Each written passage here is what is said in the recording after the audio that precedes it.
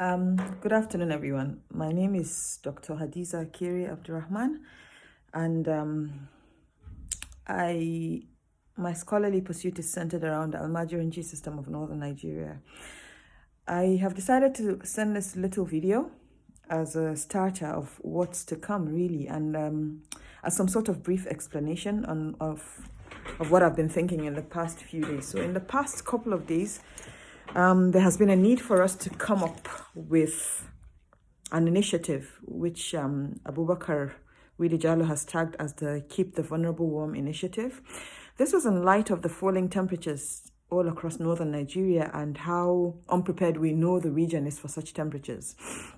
And the sheer number of vulnerable people that we have on our streets, especially Almajirai. So that's what it's been tailored at. Now, Alhamdulillah, the initiative has really blown up, and we've had a lot of donation from kind-hearted people all over. So I'd really just like to thank everyone for their donations and to say that we are all working really hard to make sure that the money goes to where it's needed. Now, for the long term, I don't think this is a long-term strategy, and so we at some point still have to go back to the drawing board and find out how do we address this issue that affects our society. The homeless on the streets, the most vulnerable in our society. How do we deal with this matter in a way that we don't constantly have to keep doing this? Another thing I'd like to talk about is the Almajiranchi ban, which always comes up when issues like this come up. What I'd like to say is I can see why people would advocate for a ban. Almajiranchi itself as a system, as it stands today, is quite horrific to see sometimes.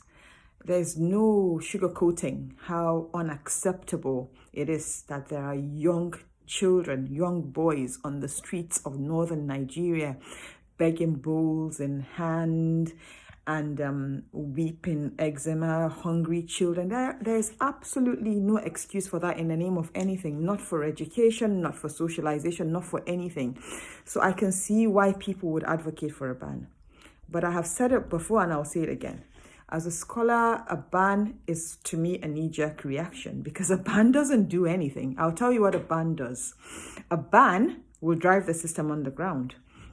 A ban will soothe our urban sensibilities. So what it would mean is that we will not see the boys on the streets. We will not see such abject poverty and need on our streets, right? But it doesn't mean that we've addressed the real issue.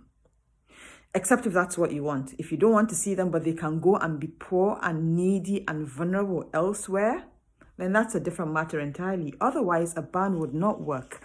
And if you ban the system, then what?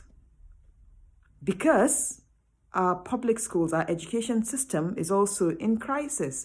I don't know if you've been to a government school recently and you have seen the numbers in the class. They're reporting classroom sizes of 150 to 200 in each, sometimes 300 in each class. So our public school system is not designed for the numbers of Almajiri that are there. And as a scholar, what I have come to realize is if you've got what the numbers are saying, about 10 million Almajiri in the system, in some form of school, it feels like you already have a captive audience, don't you? Why not tailor the education system into what you desire it to be? Why not help them to do better? So I think one of the first things that we need to do is to divide the system into what it is. Right now, we're conflating issues. We're conflating Almajiranchi, the education system, with begging. So when you think Almajiri, you think beggar. And one of the things my research says or tries to say is that Almajiranchi is way more than begging. Almajiri are way more than beggars, and we need to stop seeing them as only beggars.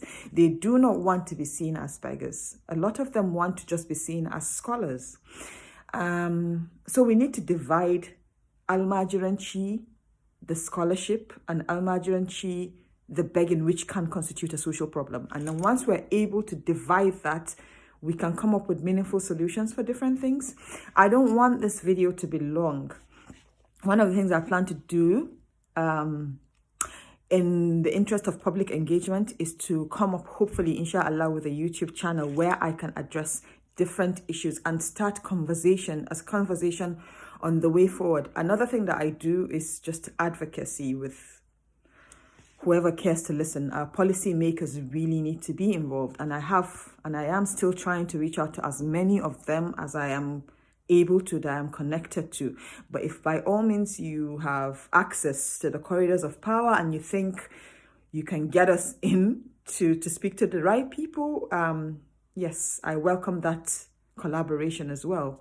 In the meantime, I just really want to say thank you to everyone who's been moved to donate, to take part, who cares and has commented and will keep commenting. And I hope that we can continue to work together even when we feel the approach or the solution is different. Thank you very much.